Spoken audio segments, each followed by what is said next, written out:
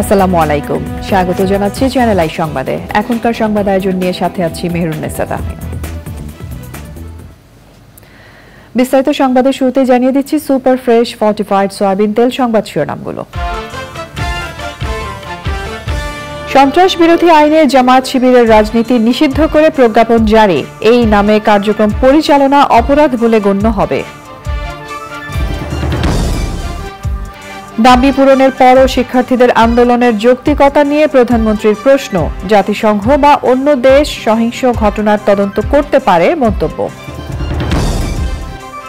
এবং অলিম্পিকে মেয়েদের ফুটবলে টানা দ্বিতীয় ম্যাচ হেরেও গোল পার্থক্যে কোয়ার্টার ফাইনালে ব্রাজিল।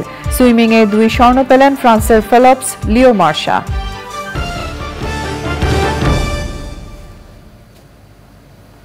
সংবাদ শিরোনামগুলো জানাচ্ছিলাম। এখনকার এই সংবাদ আয়োজন একই সঙ্গে চ্যানেল আই এর ইউটিউব চ্যানেলে এবং চ্যানেল আই এর ওটিটি প্ল্যাটফর্ম আই স্ক্রিনে লাইভ স্ট্রিম হচ্ছে। এবার যাচ্ছে বিস্তারিত প্রসঙ্গে। দেশে জামায়াতে ইসলামী ও ইসলামী ছাত্র শিবির নিষিদ্ধ করা হয়েছে। এই বিষয়ে প্রজ্ঞাপন জারি করেছে স্বরাষ্ট্র মন্ত্রণালয়। এখন থেকে এই নামে কেউ কার্যক্রম পরিচালনা করলে তা অপরাধ বলে গণ্য হবে। বিস্তারিত জানাচ্ছেন রফিকুল বাশার। আওয়ামী লীগ নেতৃত্বাধীন 14 দলের সিদ্ধান্তের 3 দিনের মাথায় নিষিদ্ধ করা হল বাংলাদেশ জামায়াতে ইসলামী, ইসলামী ছাত্র শিবির ও তাদের অঙ্গ সংগঠনের রাজনীতি। সন্ত্রাস বিরোধী আইন 2019 এর ক্ষমতা বলে তাদের রাজনীতি নিষিদ্ধ করা হয়েছে। এ বিষয়ে জারি করা প্রজ্ঞাপনে নিষিদ্ধের জন্য 3টি কারণ উল্লেখ করেছে সরকার।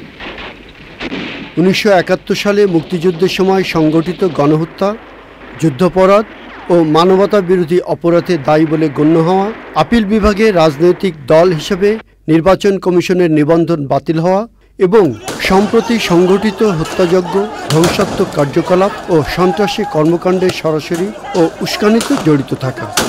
সন্ত্রাস বিরোধী আইনের 20 ধারা অনুযায়ী নিষিদ্ধ তালিকাভুক্ত সত্তার কার্যালয় বন্ধ করা হবে, ব্যাংক হিসাব ও সম্পত্তি জব্দ করা হবে, সকল প্রকার প্রচারপত্র, পোস্টার, ব্যানার, মুদ্রিত ইলেকট্রনিক ডিজিটাল উপকরণ বাজেয়াপ্ত থাকবে।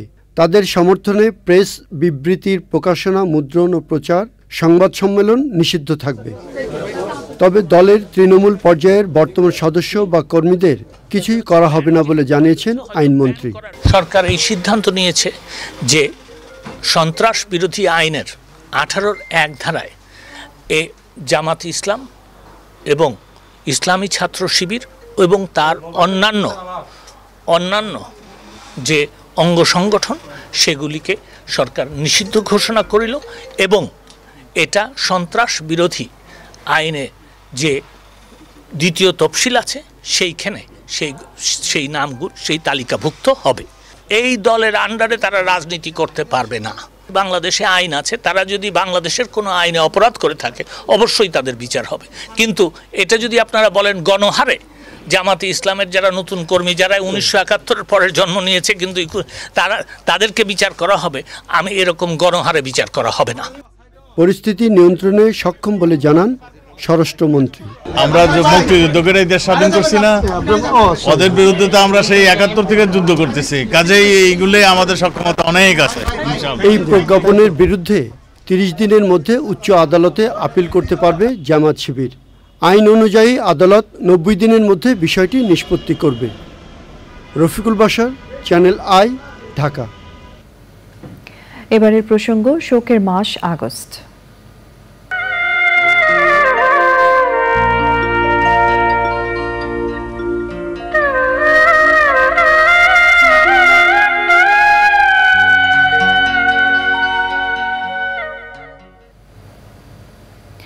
নিষিদ্ধ ঘোষিত জামায়াতকে জঙ্গি সংগঠন হিসেবে মোকাবেলা করা হবে জানিয়ে প্রধানমন্ত্রী শেখ হাসিনা আশঙ্কা প্রকাশ করেছেন ওরা আন্ডারগ্রাউন্ড হয়ে ধ্বংস করার চেষ্টা করে যাবে।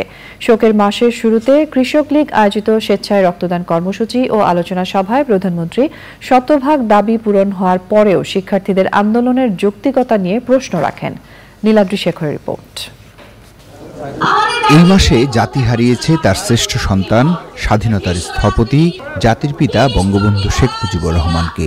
প্রথা অনুযায়ী শোকের মাসের শুরুতে কৃষক লীগ স্বেচ্ছায় রক্তদান কর্মসূচি ও আলোচনা সভার আয়োজন করে, যেখানে প্রধান অতিথি হিসেবে যোগ দেন প্রধানমন্ত্রী শেখ হাসিনা। যেখানে দাবি শতভাগ মেনে নেওয়া হয়ে গেছে, সেখানে এই আন্দোলন চালিয়ে যাওয়ার কি যৌক্তিকতা আছে? কার স্বার্থে?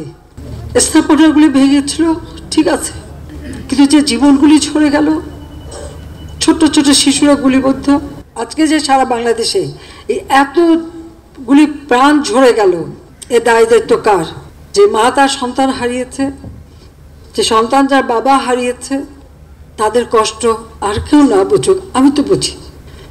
কারণ আজকে এই আগস্ট মাস আমি তো সেই বাবা মা ভাই সব হারিয়ে সেই ব্যথার ভিতরে কষ্ট নিয়ে এই বাংলাদেশে ফিরে এসেছিলাম, নিজের ছোট ছোট বাচ্চাদের মাতৃস্নেহ বঞ্চিত করে। কেন? বাংলাদেশের মানুষের জন্য। প্রধানমন্ত্রী বলেন, আন্তর্জাতিক সংস্থা চাইলে সহিংসতার ঘটনায় তদন্ত করতে পারে। আমি চাই প্রত্যেকটা জিনিসের তদন্ত হোক, কারা এর পিছনে কি কি ভাবে কি কি ঘটনা ঘটেছে, এবং সেই জন্য আন্তর্জাতিকভাবে জাতিসংঘকে আমি আবেদন করেছি যে তারা তাদের বিশেষজ্ঞ পাঠাক। অন্য কোনো দেশ যদি চায় তারা বিশেষজ্ঞ পাঠাক, কারণ আমি চাই এই ঘটনাগুলির সুষ্ঠু তদন্ত হোক। সে যেই দায়ী থাক তার বিরুদ্ধে ব্যবস্থা নিতে হবে। কারণ আমরা গড়ব আর কেউ এসে খালি ভেঙে সব তাবা তাবা করে দেবে আর আমার দেশের মানুষকে কষ্ট দেবে। সাম্প্রতিক সহিংসতায় জামাত শিবির জড়িত থাকার কথা জানিয়ে সরকার প্রধান এদের নিষিদ্ধ করার কথা জানান। সন্ত্রাস বিরোধী যে আইন 2009, সেই আইনের 18 ধারা অনুযায়ী এদেরকে ব্যান করে দেওয়া, কারণ এদের জন্য সামাজিক মর্যাদা না থাকে। হ্যাঁ, এরা তো জঙ্গিবাদী হিসেবে আন্ডারগ্রাউন্ডে যে আবার ধ্বংস করার চেষ্টা করবে, কিন্তু সেখানে ওই জঙ্গি সংগঠন হিসেবে এদেরকে মোকাবেলা করা এবং মানুষকে রক্ষা করার চেষ্টা সকলকে মিলে করতে হবে। কারণ বাংলার মাটিতে জঙ্গির ঠাঁই হবে না, সেইভাবে আমাদের সবাইকে সজাগ থাকতে হবে। পরে কৃষক লীগ নেতাদের স্বেচ্ছায় রক্তদান কর্মসূচি পরিদর্শন করেন প্রধানমন্ত্রী Sheikh Hasina. Niladri Shekhar, channel I, Dhaka. Amin jewellers আন্তর্জাতিক সংবাদ।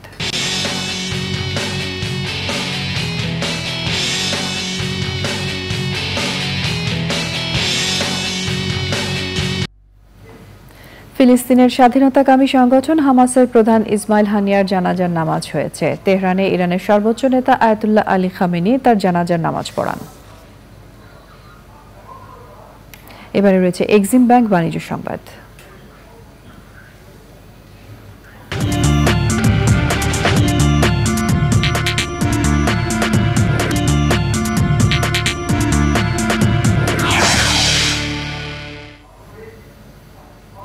জাপানের কেন্দ্রীয় ব্যাংক ব্যাংক অফ জাপান 17 বছরের মধ্যে দ্বিতীয়বারের মতো সুদ হার বাড়িয়েছে। গত মার্চের প্রথম দফায় সুদ হার বাড়িয়ে 0 থেকে 0.1% করেছিল বিওজে।